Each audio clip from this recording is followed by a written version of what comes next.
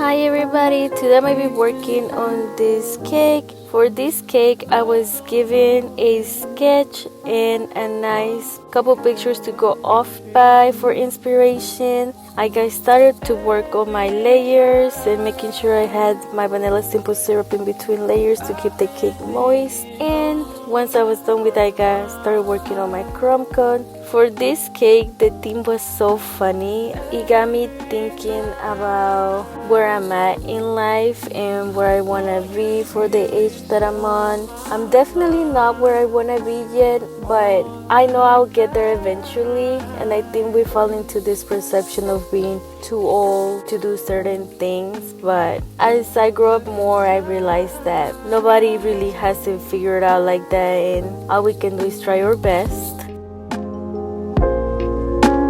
Keeping you close, I don't know if what we had was real. Every time